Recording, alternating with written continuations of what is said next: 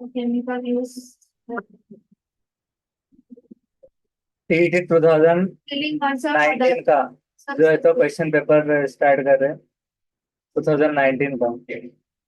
तो उसमें first question है कि which one of the following pair is not correctly match has one word substitution of the for the given phrase.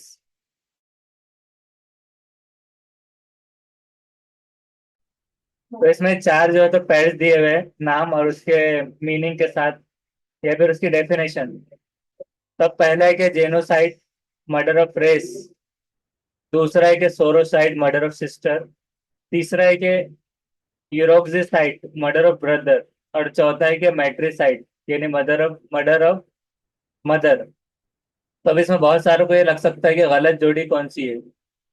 तो कुछ लोग ऐसा लॉजिकली सोचेंगे कि वो सोचेंगे कि मैटरनल से मतलब मैट्रिसाइड मर्डर ऑफ मदर बराबर है, सोरोसाइड मदर ऑफ सिस्टर बराबर है।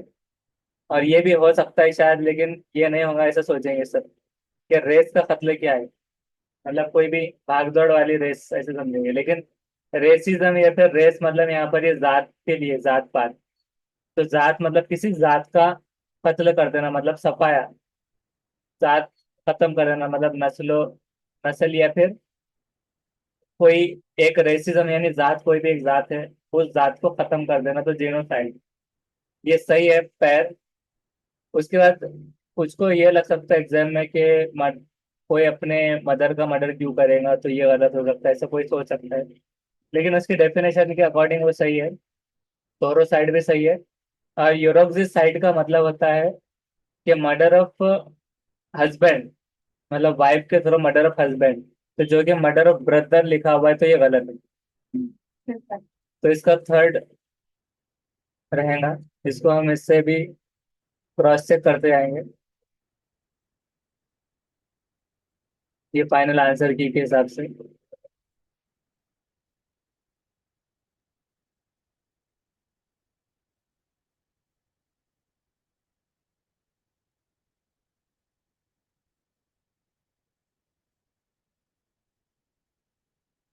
तो इसका सेट लिखा हुआ है अलग अलग। अब ये जो सेट है इसका सेट का नंबर इनको देख लेना होगा। इसका है बी, तो बी की सीरीज में देखना है, तो ये थर्ड है। नेक्स्ट है question, the young one of a cat is kitten. Cat के बच्चे को किटन कहते हैं, तो young one of a frog, frog के बच्चे को क्या कहेंगे? टैडपोल। और किड जो है तो ये बकरी का बच्चा होता है, कौन किसका बच्चा होता है?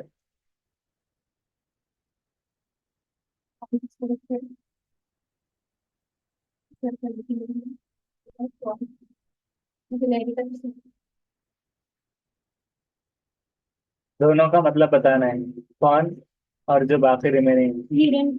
हाँ हिरन का बच्चा। कौन हिरन का हाँ, बच्चा? और राइट ऐसा। हरन का बच्चा कौन, और ये क्या है? साइगनेट। इसको चेक कीजिए फिर, साइगनेट किसका बच्चा?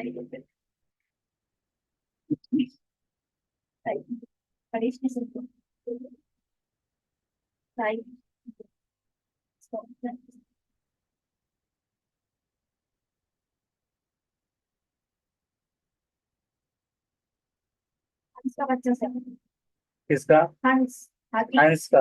हंस। हंस हाथी।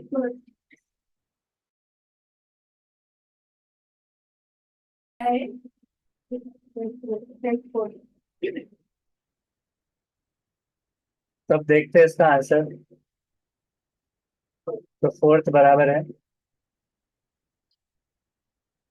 8-4। उसके बाद में the cry of dog is bark, के डॉग का अगर बार्क होगा भौंकना, तो the cry of an ape is called. अब यहाँ पर एप यानी क्या है? जो बंदर की नस्ल होती है एप, तो उसमें हुट, हु, गिब्बर, लो, इससे पहले हमने देखा था। अब इसमें से सबकी आवाज बताना है कि हुट किसकी है, हु किसकी है, गिब्बर, हुट उल्लू की, और गो किसकी है? कोयल की। कोयल की है थर्ड। बाकी बर्ड गिबर और लो। गिबर सर मंकी की है। हाँ तो मंकी मतलब ये की हो रही है। मंकी या फिर क्या बोलते हैं और एप्स। हाँ हाँ सर, ऑप्शन सेकंड नीचे से गिबर। और उसके अलावा फर्स्ट जो है तो वो लो। वो कैटल की, कैटल यानी सही जी। चीनी चीनी। तो इसमें इस तरह से निकलती है।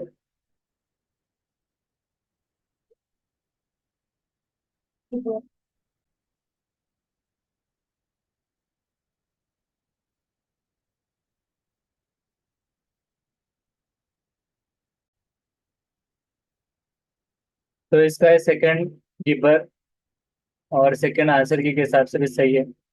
नेक्स्ट है Sudhir is afraid of books.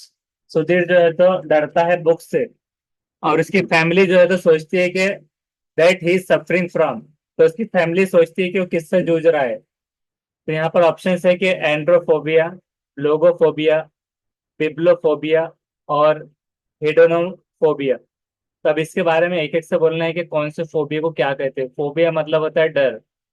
अब एंड्रो, लोगो, बिब्लो और हेडोनो, इसके मतलब बताना है। एंड्रो का है क्या, वो पुरुषों से डरना, मतलब मेल से डरना।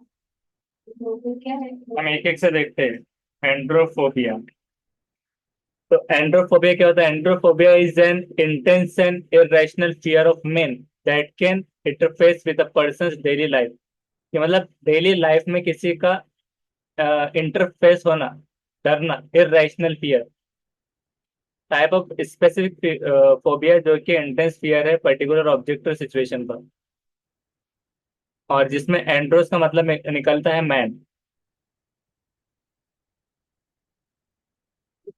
एंग्जाइटी और फियर ऑफ मैन, मैन होता है इस तरह से। तो यहाँ पर देखिए इमेज हो रही है, इमेजेस में भी समझ में आएगा और थोड़ा सा।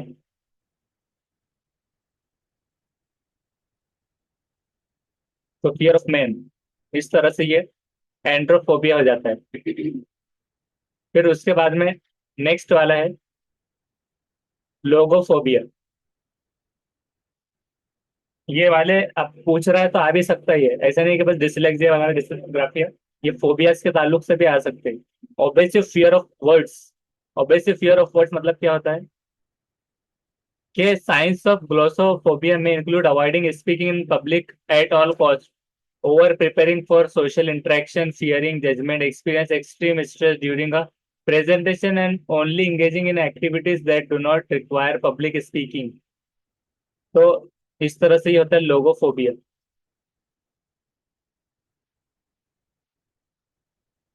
जिसको अगर हम उर्दू में देखते हैं उसकी डेफिनेशन।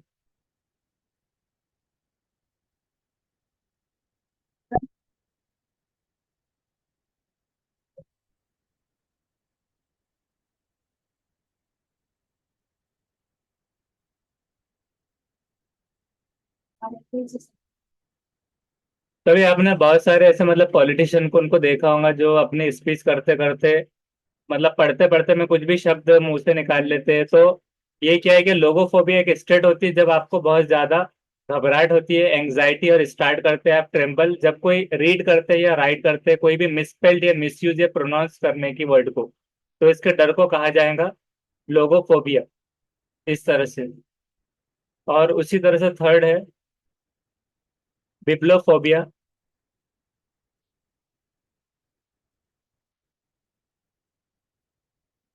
बिब्लोफोबिया क्या है कि पीपल विद बिब्लोफोबिया में एक्सपीरियंस नर्वसनेस, शेम और एम्बेरसमेंट और even panic when they think about or have to hold a book. कुछ अगर बुक पकड़ते तो बहुत ज्यादा उनको शर्म, एम्बेरसमेंट, नर्वसनेस, ये ऐसा आ सकता है। और they may also avoid books and places they where they might find them such as libraries, schools and stores. तो ये होता है कि इंटेंस फियर ऑफ बुक्स और रीडिंग, ये बुक पढ़ने में डर।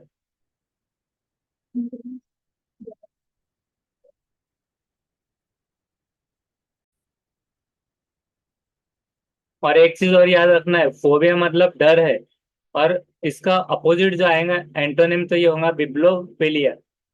कि उल्टा मतलब और दिलचस्पी बुक पढ़ने की, उसका उल्टा हो जाएंगे। तो ये कुछ कुछ सिनोनिम और एंटोनिम के बारे में भी याद रखते रहना है। तो पर्सन हेट्स फियर और डिस्ट्रस्ट बुक्स, ये भी आप रख सकते हैं एकदम सिंपल डेफिनेशन कि जो नफरत करता है, डरता है या डिस्ट्रस्ट करता है बुक्स पर भरोसा नहीं रखता, ऐसे चीजें।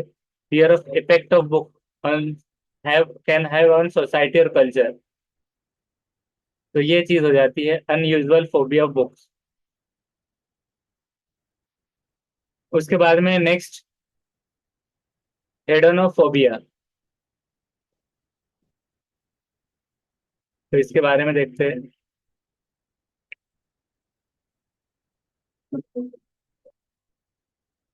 हाँ, intense persistent fear of experiencing pleasure, ये क्या है, ग्रीक वर्ड से आया हेडोन, इसका मतलब होता है प्लेजर मतलब खुशी, और फोबिया मतलब होता है डर। तो persistent fear of experience pleasure, feel guilty होना एक्सपीरियंस प्लेजर का, डिफिकल्टी ब्रीथिंग सांस लेने में, दुश्वारी, एंजाइटी, डिप्रेशन, ये सारी चीजें इसमें आ सकती है।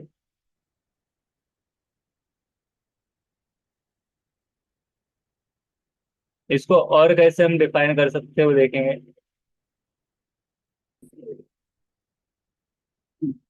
तो ये जो हेडोनोफोबिया है, तो हेडोनो जो है, तो ये प्लेजर से आया है और ये इसका मतलब है फोबोस का फियर। तो अब इसमें ऐसा है कि इसमें ज्यादातर एंजाइटी होती है, डिफिकल्टी सांस लेने में, डिप्रेशन। अभी ऐसा कब होता है, टेंशन, ये गिल्टी भी कभी कभार, गिल्टी हो सकता है एक्सपीरियंस प्लेजर में, खुशी हासिल करते वक्त में। यहाँ तक कि अगर वो सही भी हो फिर भी उसको डर लगता है। तो गिल्ट इस तरह से भी आ सकती है कि कुछ बिलीफ है, या फिर ऐसा हो सकता है कि किसी को लगता है कि किसी को पेनफुल प्रॉब्लम हो रहा है, या फिर लाइफ इज बेस्ट अलाइव्ड एस्थेटिकली। तो इसका अपोजिट जो रहेगा हेडोनोफोबिया का, तो वो हो जाएगा हेडोनिज्म, जो कि जिंदगी का मकसद ही प्लेजर को बनाता है, खुशी को, आनंद को, मतलब एंजॉयमेंट को। अब इसकी एक एग्जांपल हम ये ले सकते हैं कि मतलब जो भी सर्कस वगैरह टाइप में या फिर कहीं पर मेले लगते हैं, तो उसके अंदर झूले होते हैं बड़े समझो। तब झूले में बैठना भी चाहता है इंसान और फिर चिल्लाता भी है, और मतलब जैसे ही ऊपर जाता है तो उसको बहुत ज्यादा डर लगता है, डर महसूस होता है, और वहीं पर उसको खुशी भी होती है। तो उस तरह से उसको वो कह सकते हैं हम कि हेडोनोफोबिया, कि खुशी आनंद लेने का डर में ये चीज आ जाएगी। और इसी तरह से बहुत सारे सवालात आते हैं फोबिया पर, जैसे कि सीयूटी के अंदर आया था ये क्वेश्चन, जिसके अंदर ये था कि इसमें से बताना है कि फियर ऑफ वाटर क्या रहेगा। अब वाटर मतलब हाइड्रो, तो हाइड्रोफोबिया उसका जवाब था, हाइड्रोफोबिया के पानी से डर। अब उसके अलावा जो दूसरे ऑप्शन थे उसका मतलब क्या था, ये थे कि क्लेप्टोफोबिया, ये फियर ऑफ स्टीलिंग, चोरी करने का डर, कि मतलब चोरी सामने लग कर सकता है लेकिन उसको डर लग रहा है चोरी करने में, तो क्लेप्टोफोबिया। या चोरी मतलब चोर नहीं हो, यानी कि किसी किसी को कैसे होता है कि अक्सर बच्चे चीटिंग कर रहे हैं, इसको बहुत डिफिकल्टी होती है कि कैसे करना, पकड़े जाएंगे वगैरह, उस तरह से। या फिर कुछ चोरी करना चाह रहा है सामने वाला, सपोज, यानी कि हालांकि वो जैसे कि हाइंस और डिलेमा की सिचुएशन रख लेते हैं कि मैं भी चोरी नहीं किया था लेकिन चोरी करने में उसको डर लग रहा है, तो अगर हाइंस डर रहा है मतलब क्लेप्टोफोबिया उसको हो रहा है। होडो उसके बाद है कि होडोफोबिया, फियर ऑफ ट्रैवल, ट्रैवल करने का, सफर करने का डर। जैसे बहुत सारे लोग डरते हैं, अब जैसे सीटेट का उसका पेपर कहीं पर भी आ गया बाहर, ट्रैवलिंग में तबीयत खराब हो रही है चलते चलते, मतलब उनको डर लग रहा है वोमिटिंग का उसका, कि ट्रैवल नहीं कर पा रहे, बहुत ज्यादा फियर है, तो उनको कार अलग से हॉस्पिटल लेके जाना पड़ रहा है वीआईपी ट्रीटमेंट देकर। तो होडोफोबिया फियर ऑफ ट्रैवल, इससे याद रख सकते हैं। और हेडोनोफोबिया जो है तो फियर ऑफ प्लेजर, जो कि अभी बताया गया। और ऐसे ही मतलब 500 टाइप के फोबिया है एक हिसाब से, तो इसकी स्टडी में रहना जरूरी है। जैसे कि जू फोबिया, फियर ऑफ एनिमल, जू मतलब एनिमल्स, जैसे जूलॉजी, बॉटनी। तो जू animals phobia, fear of animals. और इसके बाद में है gamophobia, fear of marriage commitment. तो गैमो, गैमो पढ़ लेना है, गैमोफोबिया इस तरह से कि मतलब मैरिज करने से, फियर ऑफ मैरिज और कमिटमेंट, कोई भी चीज देने से, मतलब ऐसे कि कमिटमेंट कर दिया मैरिज का तो अब जिम्मेदारी आ जाएंगी, जिंदगी पूरी खराब हो जाएंगी, रूइन हो जाएंगी लाइफ, इस तरह से। तो गैमोफोबिया। फिर उसके बाद में ओपीडी ओपिडियोफोबिया, फियर ऑफ स्नेक्स, जो सांपों से जिसको डर लगता है। तो ओपिडियोफोबिया, कि अगर मतलब लेटे लेटे समझ लो, थोड़ा सा कोई वायर भी दिख गया चार्जर का ही, तो उसको सांप समझ के वो उछल लिया। उसी तरह से एरिथ्रोमोफोबिया, फियर ऑफ नंबर्स, के नंबर देखकर ही डर लगता है। या तो उल्टे पुल्टे दिखते होंगे, या फिर नंबर की दिमाग में रह नहीं पाता कभी कभार। 6 पढ़ा तो कभी कभार लगता है कि 8 तो नहीं पढ़ा था। लेट्रोफोबिया, फियर ऑफ डॉक्टर्स, के डॉक्टर के पास जाने के डर, इंजेक्शन ना दे दे। मैजेरियोफोबिया, फियर ऑफ कुकिंग, खाना पकाने का डर। अब ये डर किसी भी वजह से हो सकता है, मतलब बातें सुनने का डर, नमक ज्यादा कम होने का डर, हाथ जलने का डर, कुछ भी हो सकता है। ऑरिनोथोफोबिया, फियर ऑफ बर्ड्स, बर्ड से डर लगना है, चोंच से, कहा पकड़ के चोंच से खाना जाए बुरा। एटेलोफोबिया, फियर ऑफ इम्परफेक्शन, इम्परफेक्शन होने का मतलब, कुछ लोग ऐसे होते हैं, डेयरिंग होती है कि नहीं भी आता तो करने की कोशिश करते हैं, और कुछ ऐसे होते हैं कि फियर ऑफ इम्परफेक्शन, के इम्परफेक्ट कहीं ना कहीं दिमाग में लगता है कि परफेक्ट नहीं। फियर ऑफ इम्परफेक्शन, कि उसको लगता है मैं नीम हकीम हूँ तो खतरे जान जरूर बन जाऊंगा। उसके बाद फियर ऑफ स्लीप, तो सोमिनोफोबिया, सोमिनोफोबिया, तो फियर ऑफ स्लीप, सोने से डर, सो गए तो ऐसा लगता है कि भूत टांग पकड़ के उठा के फेंकेगा, या कोई देख रहा है। फिर ओढ़कर सो गए तो ऐसा लगता है कि मतलब कोई अचानक से जो है तो कंबल खींच के आपको बोलेगा, सामने आ जाए। तो इस तरह से सोमिनोफोबिया, फियर ऑफ स्लीप, कुछ भी हो सकता है मतलब डर सोते वक्त में। उसके बाद में फिलोफो फिलोफोबिया, फियर ऑफ लव, किसी को लगता है कि फियर ऑफ लव में सामने वाला धोखा देगा, ऐसे करेगा। फिर उसके बाद में एरिकोफोबिया, फियर ऑफ स्पाइडर्स, स्पाइडर्स का डर, कि मकड़ियों से डर लगता है कि मकड़ी खाना जाए, कहीं स्पाइडरमैन ना बन जाए, फिर इधर उधर भागते फिरना पड़े। कुछ भी उसका रीजन हो सकता है। फिर उसके बाद में क्रोमोफोबिया, फियर ऑफ कलर्स, कलर्स का फियर, डर। अब कलर से क्यों डर लगेगा? क्रोमोफोबिया, कलर से कैसे डर लग सकता है? कि कलर चूज करने का हो सकता है, या तो कि कलर्स को चूज करना हो। अब कभी कभार बच्चों में अ, कितना सर होता हाँ, ये चीजें भी हो सकता है। ये कलर शायद मेरे लिए खतरनाक है, कोई दिमाग में बिठा ले कि रेड जो है लाल नींबू के टाइप में, पीला नींबू, कुछ भी ऐसा हो गया, तो इससे मतलब डर है मुझे। हाँ, ब्लैक का डर बहुत सारों को लगता है। इससे एग्जाम्पल, बहुत सारे ब्लैक नहीं पहनते, कभी कभार उनको लगता है ब्लैक पहन लूंगा तो जान पर हमला आ जाएगा, कुछ भी हो जाएगा, ऐसा उनके दिमाग में बैठा हो सकता है। फिर उसके बाद में गायनोफोबिया, फियर ऑफ वुमेन, जैसे कि मेन का था, मेन का क्या था फियर, इससे पहले हमने जो देखा था क्वेश्चन में, एंड्रोफोबिया और गायनोफोबिया, फियर ऑफ वुमेन। तो फियर ऑफ वुमेन उसका ही उल्टा, वुमेन से फियर, के मतलब अ, किसी भी किस्म से हो सकता है। फिर उसके बाद में डाइस्टी डाइस्टिक की फोबिया, मतलब फियर ऑफ एक्सीडेंट्स, एक्सीडेंट होने का डर, गाड़ी निकाली तो डर दिमाग में कि कहीं एक्सीडेंट ना हो जाए, इस तरह से। तो ये चीज हो सकती है। और बहुत सारे टाइप के फोबिया हो सकते हैं, फोबिया मतलब डर होता है, तो इसके बारे में यानी कि मतलब तकरीबन 400-500 टाइप के फोबिया है। जैसे कि देखिए, astrophobia, fear of thunder and lighting, के जो बिजली कड़कने से उससे डर लगता है कि जैसे ही बिजली चमकी तो सामने वाले को लगता है कि अब मेरे ऊपर भी गिर सकती है। फियर ऑफ रेन, ओम्ब्रोफोबिया, रेन, बारिश हो जाएंगी तो बारिश होने का डर, बहुत सारों को ऐसा डर लगता है कि बारिश ना हो जाए। फिर उसके बाद फेयर ऑफ ट्रीज, डेंड्रोफोबिया, दरख्तों से डर। ऐसे अजीब किस्म के लोग हैं, मतलब डर कितना टाइप के हैं, देखिए। Fear of dogs, cynophobia, equinophobia, fear of horses. अब इसमें टीटी सीटेड का फोबिया नहीं आया, बस वो भी आना चाहिए था। फियर ऑफ फ्रॉक्स, है। रेनिडाइफोबिया, फियर ऑफ एम्फीबियंस, बैट्रेकोफोबिया, इस तरह से। फिर उसके बाद मेडिकल ट्रीटमेंट से रिलेटेड जो है, fear of blood injury medical terms में, तो ये फिर उसके बाद में ट्राइपेनोफोबिया, फियर ऑफ इंजेक्शन और नीडल, जिसमें हमने कहा था अभी, तो ट्राइपोनोफोबिया उसको कहा जाएगा, इंजेक्शन का। फियर ऑफ डेंटिस्ट और डेंटल प्रोसीजर में dentophobia. Fear of blood, hemophobia. Fear to doctors और मेडिकल ट्रीटमेंट, लेट्रोफोबिया। तो इसी तरह से सिचुएशन के फोबिया इस तरह से है। ग्लोबोफोबिया, फियर ऑफ बलून्स और इन्फ्लेटेबल ऑब्जेक्ट्स। जो फ्लैट नहीं है तो उसका डर, ग्लोबो, तो ग्लोब से बना, ग्लोब गोल, गोल आकार में, फियर ऑफ बलून्स और इन्फ्लेटेबल ऑब्जेक्ट्स। और उसके बाद में claustrophobia, fear of confined spaces. Agoraphobia, fear of open और crowded spaces. Hodophobia, fear of traveller road. उसके बाद में जो अदर फोबियास है, जैसे कि choking certain foods, loud noises and drowning. तो इसके फोबियास है, इसके एक एक स्क्रीनशॉट लेते जाइए।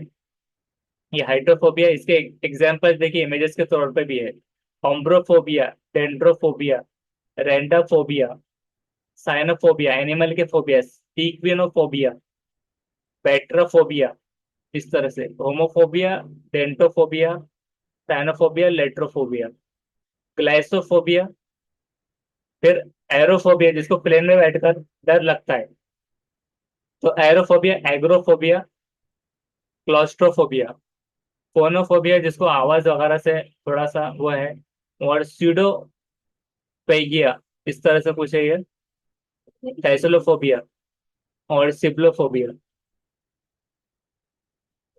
ये बहुत सारे देखिए, फियर ऑफ बाथिंग और वॉशिंग, फियर ऑफ इंसेक्ट्स और कॉस। ऐसे 500 की लिस्ट है तकरीबन, जिसमें से आपको कुछ भी आ सकता है, ये सारा।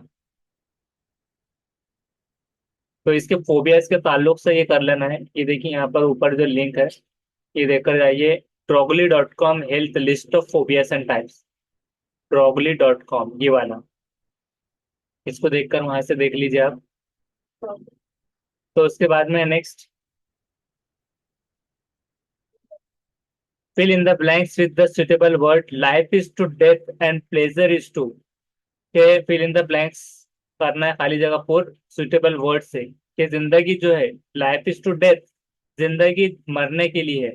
As pleasure it to, as pleasure it to suffering, pain, poverty, anguish. अब इसमें कभी कभार ऐसा होता है कि हमको पता करना होता है कि इनके मतलब क्या। पहले सफर मतलब, सफरिंग मतलब क्या होता है, पेन क्या होता है, तकलीफ, पॉवर्टी मतलब गुर्बत। अब एंग्विश मतलब क्या है, क्या है? Supreme.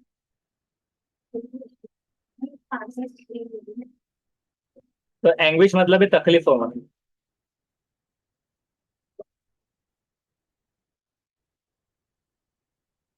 English. उसी तरह से सफर होना कोई भी चीज से, Supreme. तो क्या हो जाएगा इसका? क्वेश्चन नंबर कौन सा है? 55.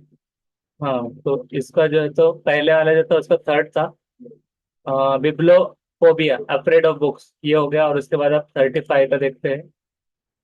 इसका है second, pain, life is to death as pleasure is to. तब हम देखते हैं, life is to death and pleasure is to. अब देखिए यहाँ पर जो है, तो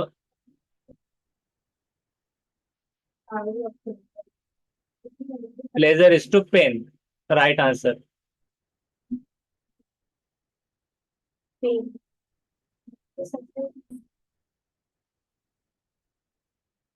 तो जब ये गुर्बत से है और सफरिंग, कोई भी चीज से जूझना, तो जूझना, सफरिंग फ्रॉम पॉवर्टी, ये भी हो जाएगा सफरिंग फ्रॉम डिसीज। लेकिन life is to death as pleasure is to pain, कि आनंद, अगर लाइफ इसका एंटोनिम के हिसाब से पूछा गया, लाइफ जिंदगी, मौत, तो खुशी का क्या हो जाएगा, दुख, सुख दुख, ऐसा। तो प्लेजर इज टू पेन, इस तरह से इसका सही जवाब आ जाएगा। तो इसको हम देखते हैं 35 का सेकंड। उसके बाद choose the correct meaning of the underlined idioms in the sentence. ये कहावतें और जरूर मिसाल जो आते हैं, इडियम्स एंड फ्रेजेस, तो उसमें से इडियम्स में से सेंटेंस का बताना कि we should guard against our green eyed friends, कि मतलब हमने गार्ड करना चाहिए किसके मुखालिफ में, या अगेंस्ट में, हमारे ग्रीन आइड फ्रेंड्स। तो ग्रीन आइड का मतलब क्या है, कि रिच, जीलियस, हैंडसम, या फिर इंथुजियास्टिक।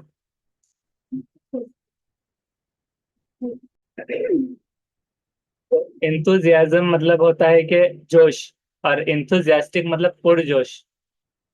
और फिर उसी के साथ पे हैंडसम मतलब जो होता है कि एक खूबसूरती के तौर पे, और उसके बाद में रिच, रिच में मतलब होगा मालदार। तो क्या रहेगा? तो जेलस जो होता है, जेलस यानी कि हासिद जो होते हैं, हसद या फिर जलन वाले, हसद जलन।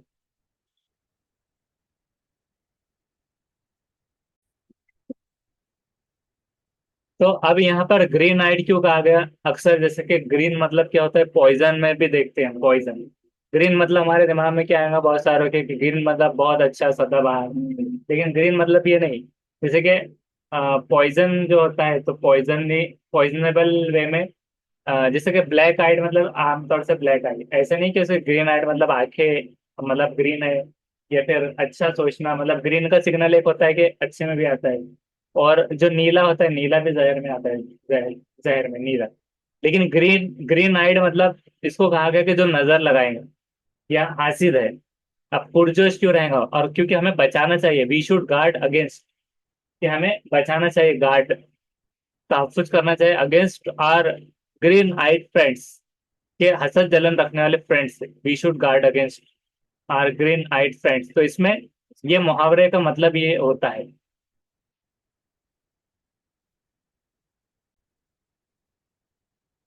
तो मतलब क्या हो रहा है, हमें हमारे दोस्तों से बचना चाहिए, मतलब ग्रीन आइड मतलब जो नजर लगाने वाले, नजर लगते हैं जैसा।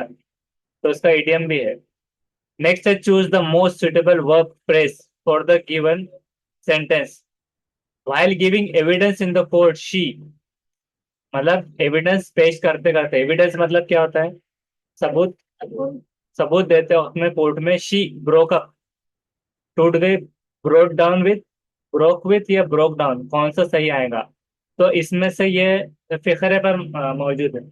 कहावतें और जरबुल मिसाल जो होते हैं, तो उसमें से सही क्या सूट होता है क्या? तो इसके लिए आपको इडियम्स एंड फ्रेजेस को याद करके जाना है। तो उसका है राइट आंसर ब्रोक डाउन, वो टूट गई। while giving evidence in the court she broke down. Broke up नहीं रहेगा, डाउन होना चाहिए। डाउन मतलब नीचे, जब टुकड़े होंगे तो नीचे गिरेंगे, ब्रोक अप नहीं हो जाएगा। ब्रोक डाउन विथ भी नहीं, ब्रोक विथ भी नहीं, साथ में। तो ब्रोक डाउन आसान था ये, लेकिन उसके लिए मालूम होना जरूरी है। तो देखिए, broke down is right. Next है, select the combination of numbers so that letters arranged accordingly will form a meaningful word.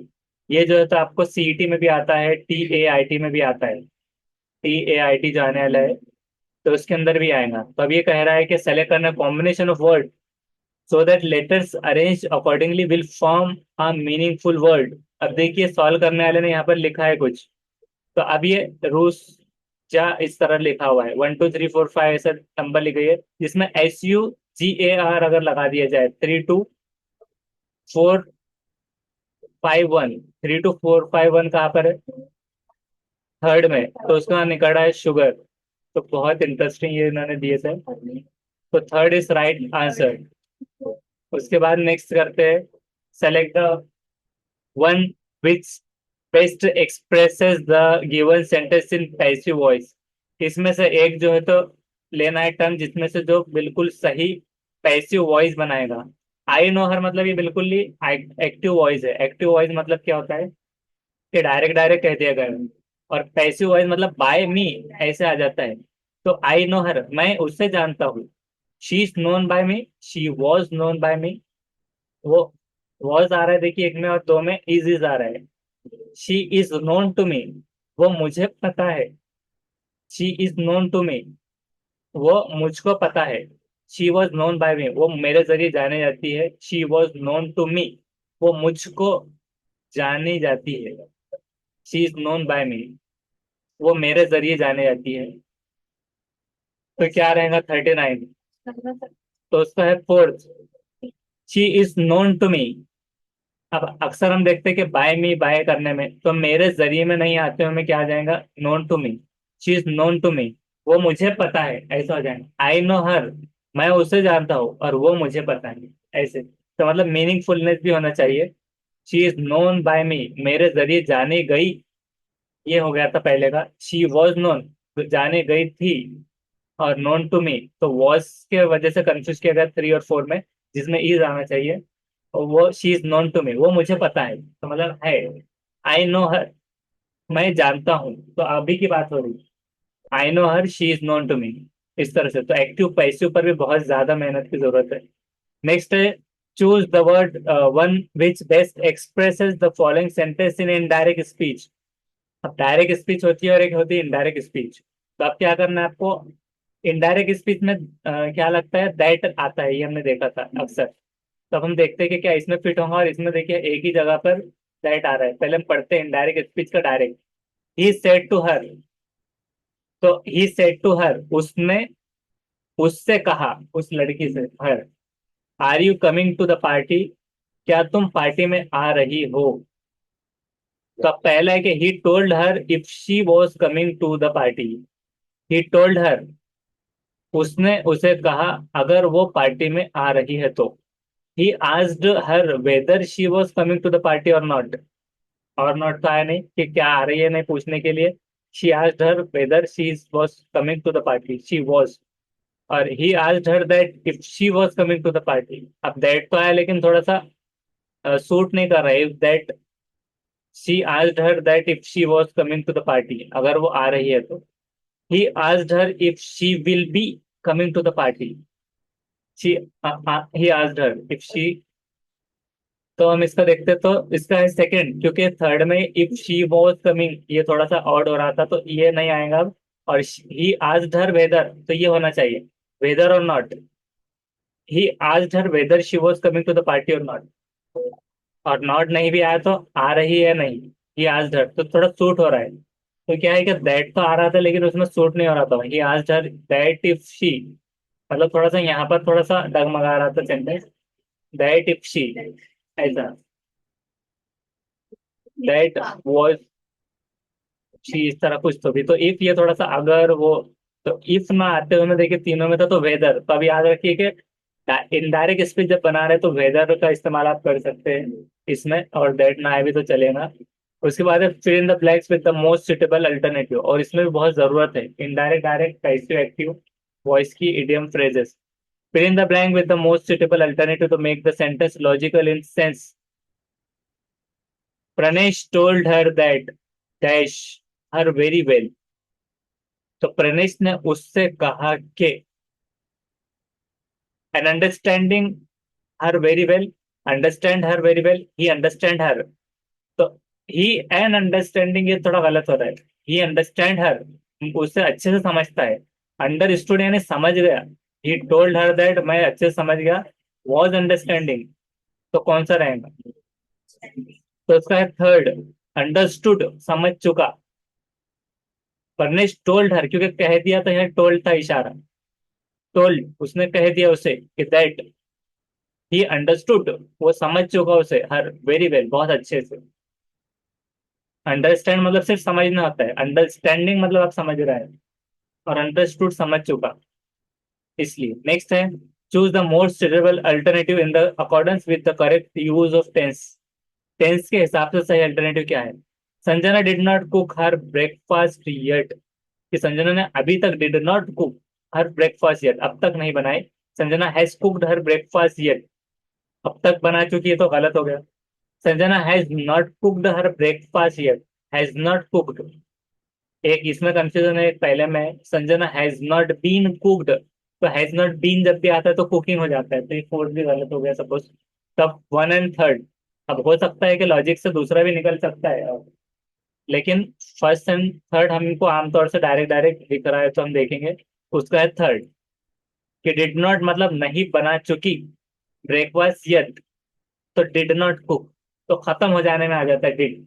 Yes I did, कर चुका, तो कर चुका में नहीं था हैज नॉट कुक्ड, तो अब तक नहीं, हैज नॉट का इस्तेमाल।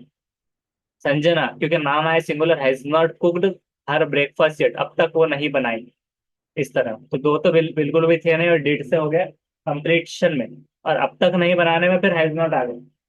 इसके लिए टेंसेस की पिछली वीडियो देख लीजिए, अजरुद्दीन शेख डालकर, प्लेलिस्ट में आना है यूट्यूब पर, और प्लेलिस्ट से फिर वो टेंसेस के ऊपर जो अलग अलग है और दूसरे भी है सब्जेक्ट्स को करते आना है cover. Choose the most correct alternative to complete the following sentence. के अल्टरनेटिव लेना है इसमें से मोस्ट करेक्ट कंप्लीट करना फॉलोइंग सेंटेंस को। सेंटेंस ये कि for modern man there are number of diseases. आम जो अभी आज का जो इंसान है उसके लिए बहुत सारे नंबर ऑफ डिसीजेस है। टू सफर फ्रॉम, देखिए सफरिंग कब आ गया, डिसीजेस से जूझना, जूझने के लिए। To suffer from, for suffering, to suffer and suffering from. कि for modern man there are number of diseases to suffer from, जिसके जरिए जूझा जा सकता है। डिसीजेस फॉर सफरिंग, सफरिंग के लिए, तो एंजॉयमेंट के लिए फॉर हो जा रहा है। To suffer, diseases to suffer, और सफरिंग फ्रॉम, तो हो रहा है। तो वन थर्ड में भी दिख रहा है अक्सर, और उसी की तरफ है वन रहेगा इसका सही जवाब। कि टू सफर फ्रॉम, जूझने के लिए। अब क्या हो जाएगा कंप्लीट, कि फॉर मॉडर्न मैन, कि आज के आदमी के लिए बहुत सारे नंबर ऑफ डिसीजेज है टू सफर फ्रॉम। जैसे कि हमने देखा था ना, बहुत सारे डर है, बहुत सारे फोबिया है, बहुत सारे पढ़ाई के क्षमताएं, कठिनाइयां हैं। तो डिसीजेज भी लामहदूद है। टू सफर फ्रॉम, जूझने के लिए, जिससे वो जूझ सकता है। टू सफर मतलब ऐसा है कि करने के लिए।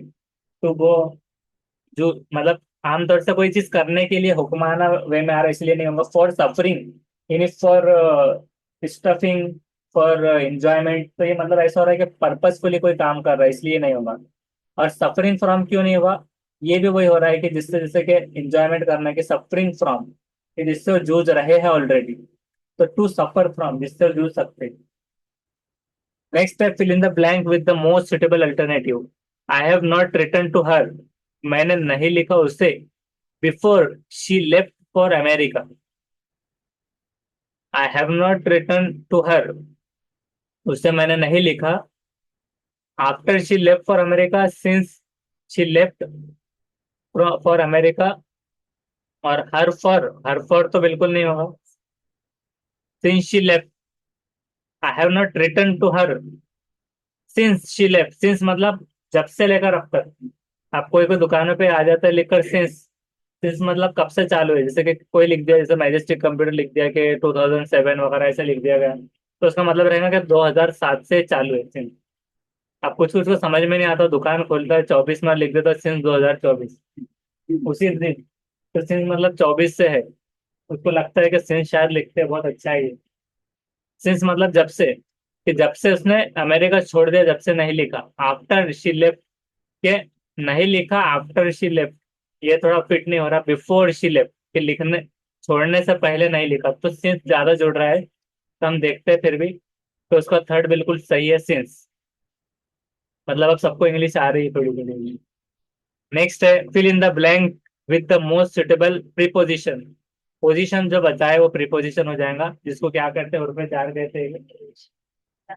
उसके बाद डोंट साइड, साइड मतलब विथ दोस, उनकी, who act contrary to national interest, ये थोड़ा जुड़ा। डोंट साइड बाय दोस, उनकी तरफ से, कॉन्ट्ररी टू, टू तो आ गया। डोंट साइड विथ दोस, उनकी तरफ से, विथ, इसमें विथ आया लेकिन contrary by national interest. With और विथ दोनों में with with. Side with those who act contrary with national, तो विथ तो थोड़ा सूट नहीं होगा। With to, with by to में से क्या होगा प्रीपोजिशन सही। तो 45 का हम देखते हैं फर्स्ट सही है, कि डोंट साइड विथ, उनकी तरफ से, तो विथ वाला सही हो गया। तो मतलब पहले का विथ और दूसरे, तीसरे नहीं, तीसरे और चौथे का विथ। पहले वाला विथ सही है लेकिन दूसरी जोड़ी गलत है, लेकिन दूसरी जोड़ी क्या थी, टू वाली। तो डोंट साइड विथ दोस्त, उन तरफ से, लेकिन बाय नहीं आएगा, बाय दोस्त नहीं आएगा फिर।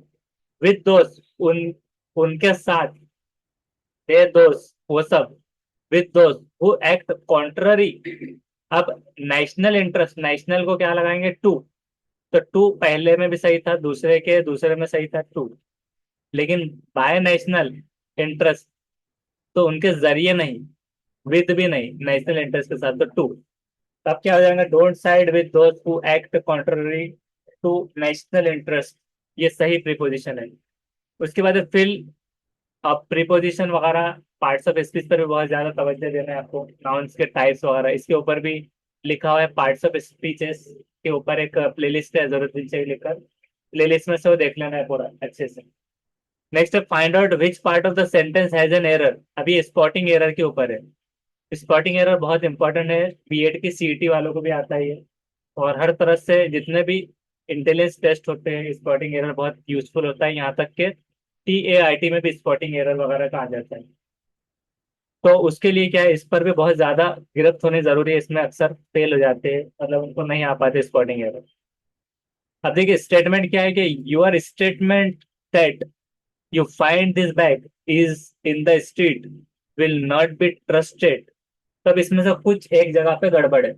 योर स्टेटमेंट इज दैट होना चाहिए था शायद, योर स्टेटमेंट वॉज दैट होना चाहिए था, कि था, ना इज लगा है ना वॉज लगा है। तो हो सकता है कि ए में एरर हो। You find this bag, you find this bag, तुम्हें बैग मिला सही दिख रहा है, इन द स्ट्रीट, गली में, विल नॉट बी ट्रस्टेड, तो बी में भी हो सकता है एक तो। ट्रस्ट हो सकता है सर, ट्रस्टेड। अब इसमें उन्होंने ए बी सी डी देना चाहिए था, तो ए बी ऐसा दिया है। तो अभी देखते हैं इसमें आंसर उन्होंने क्या दिया है। उसको दिया है सेकंड, जो कि B.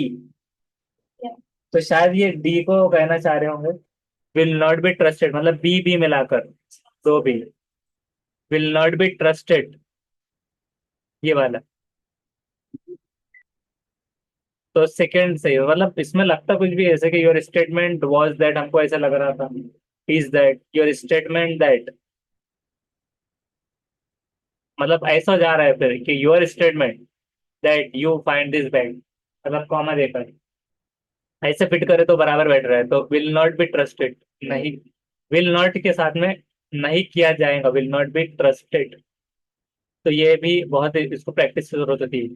Choose the grammatically correct sentence, grammatically जो करेक्ट है। The team is confident to win the match, team is confident to, क्यों ने कॉन्फिडेंट है, कॉन्फिडेंस है विन करने का match. The team is confident of winning the match, जीतने का।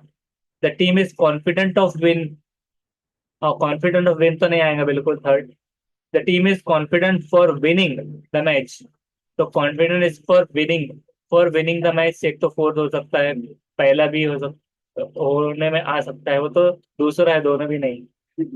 The team is confident of winning, तो ऑफ विनिंग टू, मतलब जीत के लिए, कॉन्फिडेंट टू विन मतलब जीत के लिए, कॉन्फिडेंट ऑफ विनिंग, तो विनिंग विनिंग इसमें भी था, फॉर विनिंग जीतने के लिए, तो जीतने का सही बैठ रहा है। The team is confident of winning the match, इस तरह तो वो दिखता नहीं, ऐसा दिमाग में आता है, ये सही रहेगा, इसके ऊपर बहुत ज्यादा एक्यूरेसी लगती है।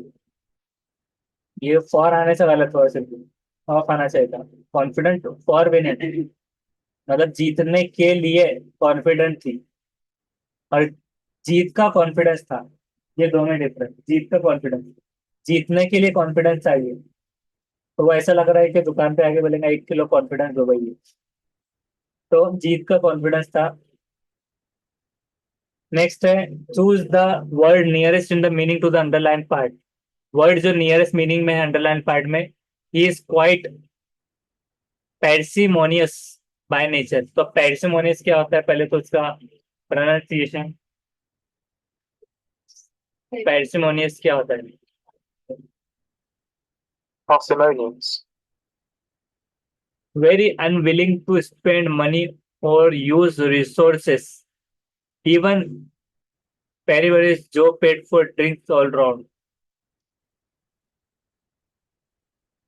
इसको देखते हैं हिंदी में, किफायती, थोड़ा, जितने चादर उतने पैर फैलाना, ऐसा भी कह सकते हैं। हमदर्द में भी आ रहा है इसका, किफायत शार, मतलब किफायत शार होना, कि मतलब जहाँ जरूरत हो वहीं पर पैसा खर्च करना, ऐसे हो रहा है वो। हाँ, जिसकी जरूरत है उतने ही।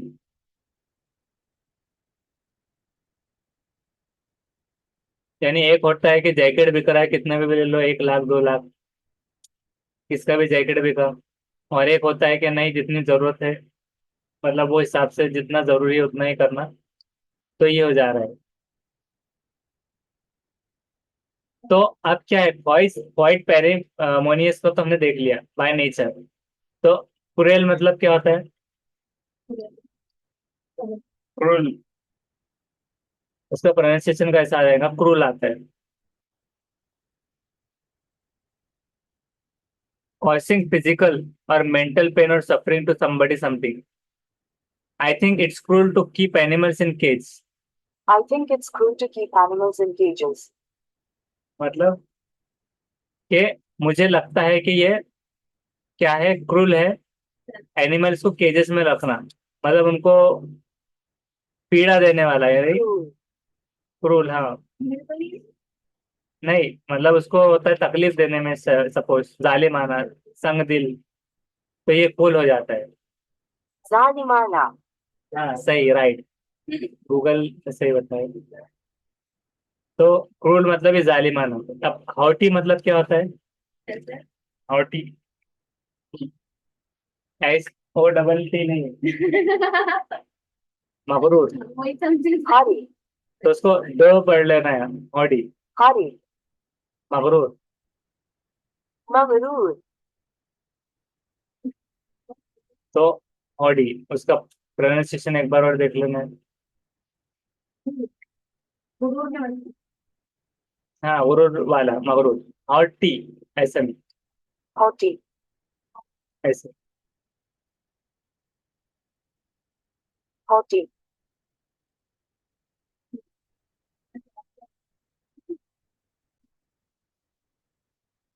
तो उसका नेक्स्ट क्या है, प्रोडिगल, मतलब ये हो जाएगा अजनबी। Prodigal. प्रोडिगल में फजूल खर्च में भी आ जाता है, कभी कभार मुसर्रिफ में भी आ जाता है, सर्फ करना। तो प्रोडिगल अजनबी में आता है, और मुसल्लिफ फजूल खर्च, मतलब अब हमने देखा था किफायत, तो फजूल खर्च इसमें आ रहा है। और इसका मतलब हमने क्या देखा, हॉटी, हॉटी का मतलब मगरूर, उरूब वाला, और क्रुएल मतलब जालिमाना। और उसके बाद में तो फोर्थ का है माइजरली।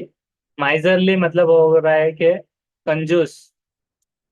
तो कंजूस में, या फिर जो किफायत शायर है तो उसको कहते हैं ऊपर लेके जाएंगे कि पैसे कब खर्चा कर रहे हैं। या फिर ऐसा भी होता है कभी कभार के कुछ सीटेड टीटी वाले कैंडिडेट ऐसे होते हैं कि 2-3 लाख 4 लाख तो वहां भरने के लिए रेडी होते हैं, पास होने, समझो। सेटिंग में फंसते भी बहुत सारे, जैसे टीटी घोटाला हुआ था पहले। और कुछ ऐसे होते हैं कि 25-30 लाख देने को रेडी होते हैं, लेकिन वो कंजूसी पढ़ने की करते हैं, मतलब थोड़ी सी क्लास लगा देने या फिर पढ़ लेने कुछ भी चीज में। तो पैरिजमोनियस मतलब एक तो जो है किफायत या फिर लिमिटेड जगह पे रखने वाला, लेकिन जिसकी जो वैल्यूएशन है, अब जैसे कि ऐसा है कि मतलब टीटी फॉर्म बहुत बारीकी से भरना है, गड़बड़ में कैसे भी भर दिया पैसे बचाने, एक वो चीज हो गई। तो एक उसमें क्या हो गया, माइजरली, एक कंजूसी आ गई। तो by nature quite parsimonious by nature, कि वो बहुत ज्यादा क्या है, पैराजिमोनियस है नेचर से, मतलब कुदरती तौर पे क्या है, माइजरली, कंजूस। और प्रोडिगल मतलब क्या था, उसका उल्टा था क्या, प्रोडिगल का मतलब क्या था, बेफुजुल खर्च करने वाला, फुजुल खर्ची को प्रोडिगल। और हॉटी मतलब मगरूर। क्रूएल मतलब, क्रूल कहे जाएगा उसको, क्रूल मतलब गुरूर, जालिमाना, इस तरह। तो इसका आ जाएगा माइजरली, क्योंकि बचाने में था ये पैसे, तो उस हिसाब से फोर्थ। नेक्स्ट है choose the appropriate alternative to fill in the blanks. तो फिल करना है alternative. The players remonstrated dash, हाँ एक और उसके ऊपर है, राइट। सेलेक्ट द वर्ल्ड, अब इसमें वर्ल्ड दुनिया को सेलेक्ट कर लो लिख दिए, सेलेक्ट द वर्ड आना चाहिए था एल के बजाय, which is closest to the opposite in meaning to the underline word. कि सही वर्ड पहचाने, he appears to be a phony person. Phony तो मतलब ऐसा डायरेक्टली हमको लगता है कभी कभार फोन से फोनेटिक वगैरह ऐसा फोनी, तो अब फोनी का ये मतलब क्या होगा, ही अपियर्स टू बी, वो किस तरह से लगता है, ब्यूटीफुल, अनरीड, जीनियन, अगली।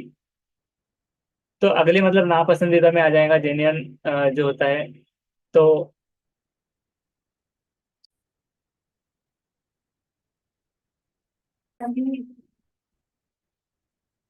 अब इसमें है कि he appears to a phony person. Phony मतलब नकली, जाली लगता है, वो जाली नोट जैसी होती है, जाली करेंसी, तो वैसे जाली फोनी पर्सन, तो वहां पर साउंडिक वे में नहीं है, इतना है कि फोनी पर्सन यानी कि जाली दिखता है, ये जाली मतलब ऐसे जाली इंस्पेक्टर, नकली इंस्पेक्टर, ऐसा। कोई भी, he appears to be a funny person. कोई कोई ऐसा कहावत हम बोलते हैं, अरे नकली आदमी, ऐसे नहीं, इस तरह। अब ब्यूटीफुल क्या, वो खूबसूरत है, अनरीड के अनपढ़ दिखता है, या फिर जेन्युइन, जेन्युइन मतलब हकीकी, तो उसका अपोजिट पूछ रहा है, और अगली मतलब बदसूरत। तो फौनी जब जाली है तो उसका हकीकी, तो जेन्युइन, तो जेन्युइन आ जाएगा। उसको कैसे पढ़ना है, जे न्यू अन, जेन्युइन, इस तरह प्रोनाउंसिएशन करके। उसके बाद है choose the appropriate alternative, fill in the blanks, the players demonstrated the umpire cash is partiality. Players ने क्या किया, डेमोन्स्ट्रेटेड का पहले मतलब आपको बताना है, डेमोन्स्ट्रेटेड का मतलब क्या हो। हम देखते हैं डेमोन्स्ट्रेटेड का मतलब।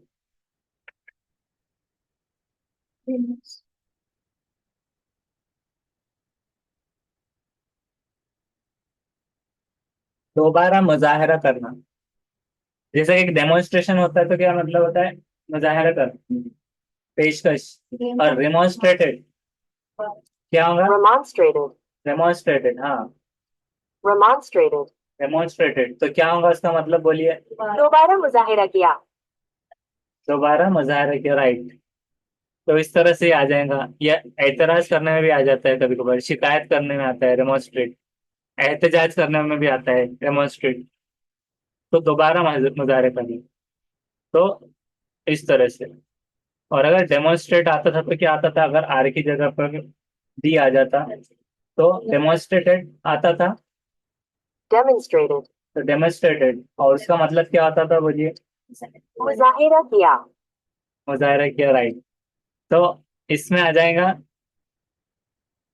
डेमोन्स्ट्रेटेड, उन्होंने क्या किया, प्लेयर्स ने डेमोन्स्ट्रेटेड, दोबारा मुजाहरा किया, किसका, विद द अंपायर, अंपायर के साथ, टू द अंपायर, अंपायर को, तो डैश इज पार्शियलिटी। तब देखिए विथ नहीं, क्योंकि पार्शियलिटी किसने किया, अंपायर ने, कि उसने पार्शियलिटी करते में किसी को फेल बता दे, किसको बोला सही है, तो उन्होंने विथ तो नहीं आएगा, टू आ जाएगा।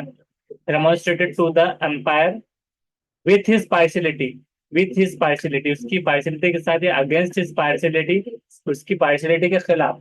तो ये दो चीजों में ये है, तो हम देखते हैं। अभी देखिए 49 का थर्ड था जेन्युइन, और उसके बाद 50 का है टू सेकेंड, जो कि demonstrated with the umpire against his partiality, तो अगेंस्ट आना चाहिए उसमें, लेकिन टू द अंपायर, अंपायर को मुजाहरा किया में फिर नहीं आ रहा, विद द अंपायर, अंपायर के साथ उन्होंने दोबारा मुजाहरा किया अगेंस्ट हिज पार्शियलिटी, उसकी पार्शियलिटी के लिए, इस तरह। तो ये फिट हो रहा है उसमें, तो सेकंड रहेंगे। नेक्स्ट है, आप देखिए पैसेज को रीड करेंगे और फिर उसको पढ़कर दिमाग में रखेंगे और उसके जवाब देना, ये फास्ट हो जाता है, उल्टा इसका ये आसान है पैसेज। तो पढ़ते हैं, Ernest Rutherford was the son of a Scot immigrant to New Zealand. His parents had 12 children. कि एरन्स रुदरफोर्ड क्या थे, was the son of Scot immigrant थे, इमिग्रेंट के सन थे टू न्यूजीलैंड से। His parents had 12 children, उसके parents को 12 children थे, of whom Ernest was the fourth, जिसमें से अर्नेस्ट की हम जो बात कर रहे हैं चौथा था। His education was in the state primary school from which children at the age of 13 could get grants of scholarship to secondary schools and to the universities. उसका एजुकेशन, तालीम उसकी स्टेट प्राइमरी स्कूल में हुई थी, जहां पर बच्चों को एज की 13 की एज से दाखिला दिया जाता था, और उसी तरह से ग्रांट होती थी इनको स्कॉलरशिप सेकेंडरी स्कूल में, और उसी के साथ साथ यूनिवर्सिटीज में भी। Rutherford had no intention of following an academic career. Rutherford को क्या था, कोई भी जो है तो क्या नहीं था, इंटेंशन नहीं था एकेडमिक करियर का, इंटेंशन उसका इरादा नहीं था आगे एकेडमिक करियर में बनाने का। He was no bookworm, इतना ज्यादा बुक वगैरह नहीं पढ़ता था। He was good in any rough and tumble and in team football players, तो वो ज्यादातर फुटबॉल वगैरह में ज्यादा माहिर था। But he was good at Latin and he had a passion of music and a mechanical bent of mind. Musical वगैरह में ज्यादा थोड़ा सा अच्छा था वो, गुड लैटिन थे उसकी, और बेंट ऑफ माइंड के हिसाब से at Nelson college, state boarding school. Nelson college में एक स्टेट बोर्डिंग स्कूल में he was an outstanding pupil, एक शागिर्द था अच्छा, बहुत ज्यादा माहिर। He set for scholarship to Canterbury college and this was because of because his masters expected it of him, कि उनके मास्टर्स ने एक्सपेक्ट किया कि इसको ये कॉलेज बहुत अच्छा है स्कॉलरशिप वगैरह मिलने के हिसाब से, एंड ही वॉन इट, और उसने वो जीत भी लिया। There Rutherford as a student was fascinated by Herd's work on radio waves, and he began to conduct his own experiment in the clock room of the college. तो clock room में college के जो उसने experiment किया, where the students hung their gown, जहाँ पर gone वो लटकाते थे बच्चे। अब इसमें से क्या है, Rutherford was his parents only था कि फोर्थ था, तो हमने देखा फोर्थ, तो हम देखते हैं 51 का क्या, थर्ड बिल्कुल से फोर्थ। नेल्सन कॉलेज वो क्या था, कॉलेज इन इंग्लैंड था, school in the United State, या state boarding school in New Zealand, कौन सा था, तो उसका था फर्स्ट बराबर सही, स्टेट बोर्डिंग स्कूल था न्यूजीलैंड में। Rutherford set for scholarship test because, क्यों उसको मिला स्कॉलरशिप, क्यों, कि आउटस्टैंडिंग स्टूडेंट था। तो 53 का जो है तो फोर्थ है, इतना ज्यादा वो तो नहीं था। Masters want him to that, कि मास्टर ने चाहा स्कॉलरशिप, सेट स्कॉलरशिप बैठा। Rutherford carried out his own private experiment in, private experiment कहाँ पर किया उसने, कि corner of clock room, corner corner of room, तो क्लॉक रूम तो हमने पढ़ा था, कौन सा कॉलेज मगर, सेंट बरी या नेल्सन, तो बराबर फर्स्ट है नेल्सन कॉलेज। उसके बाद में next, the phrase mechanical bent का मतलब क्या है, कि रुदरफोर्ड क्या था, थोड़ा सा मैकेनिकल था, डिवाइड ऑफ ह्यूमन वार्म था, emotion feeling, did things as and lived as thoughtless as machine, had an aptitude at the science of machinery। तो क्या था इसका है फोर्थ, ये क्या था, had an aptitude for the science of machinery, machinery के साइंस के हिसाब से उसका एप्टीट्यूड लेवल अच्छा था, थिंकिंग का लेवल, उसका मतलब ये था मैकेनिकली बेंड, इस तरह से, क्वाइट मैकेनिकल नहीं था, साइंस मशीनरी एप्टीट्यूड था। उसके बाद है देखिए, choose the correct spelled word, millionaire, millionaire, millionaire और मिलीनियर, तो इसमें से क्या सही है, मिलीनियर का क्या सही निकलता है, तो क्या निकलता है,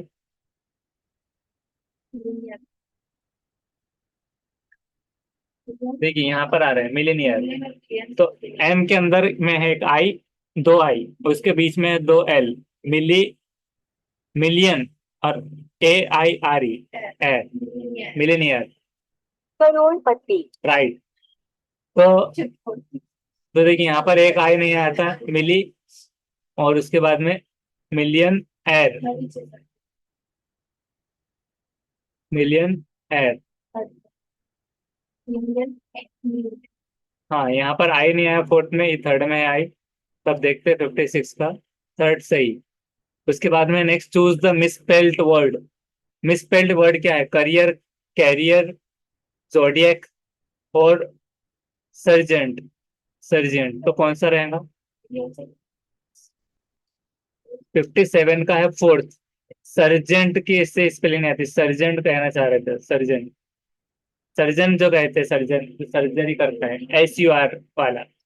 जोडियक का मतलब क्या होता है, जोडियक, रकम, Zodiac, जोडियक, हाँ रकम, राइट, तो रकम आ जाएंगी। और कैरियर मतलब ले जाने वाला, गुड्स कैरियर, कैरियर तो ये गाड़ी का कैरियर होता है, और ये बच्चे को क्या लगा कि करियर, कैरियर में कुछ कंफ्यूज था, उसने करियर कर दिया, तो करियर तो ये लाइफ का करियर है। और सर्जन, सर्जन होता है, सर्जेंट नहीं होता। Choose the correct alternative, fill in the blanks, he bought an ice cream, ice cream तो नहीं होगा, द आइसक्रीम भी नहीं होगा, तो एन आएगा क्या, देखते हैं, हाँ तो फर्स्ट सही है, एन आइसक्रीम। उसके बाद choose the correct question tag from the given sentence, I shall phone you tomorrow, shall I क्या मैं करूँ, शैलेंट आई नहीं कर सकता क्या, शैंट आई क्या नहीं करूंगा, शैंट, शैंटेड आई, तो फर्स्ट शैल आई, तो इसका फोर्थ है शांता, आंसर की गलत है, उसका शांतता ही नहीं है, बल्कि ये है कि देखिए इसमें भी है क्वेश्चन टैग जो इस्तेमाल होगा, I shall phone you tomorrow, is shall I, इस तरह अगर ऐसे कोई क्वेश्चन आते हैं जिसको आप अ, मतलब सीटेड में, तो उसकी फ्री मार्किंग मिल जाती है, इसमें नहीं आया तो उन्होंने कर देते, लेकिन इसमें उन्होंने उसका जवाब गलत बताया। नेक्स्ट है, name the underlined subordinate clause, what you said is absolutely correct. तुमने जो कहा वो बिल्कुल दुरुस्त है। तो इसमें से कौन सा रहेगा? वॉट यू सेड, इसकी तरफ तुमने जो कहा, what you said adjective clause है, रिलेटिव या फिर नॉन क्लॉज है के, या एडवर्ब क्लॉज है? कौन सा क्लॉज रहेगा इसका? उसका है first, noun clause. What you said, what you said, तुमने जो कहा। तो मतलब जो कहा तो उसको नाउन क्लॉज के अंदर आ जा रहा है, यू आया उसके अंदर। इसके क्लॉजेस के बारे में बहुत अच्छा पढ़ना है, इसमें भी बहुत कंफ्यूजन होता है। ये हो गया इडियम फ्रेजेस हो गया, फिर उसके बाद में क्वेश्चन टैग्स हो गया, फिर उसी तरह से डायरेक्ट सेंटेंस, इनडायरेक्ट सेंटेंस, और असर्टिव और पैसिव, बहुत सारे चीजें उसमें, प्रीपोजिशन पूरा का पूरा इंग्लिश। तो इस तरह से ही रहेंगे। तो इसको नेक्स्ट हम क्लास में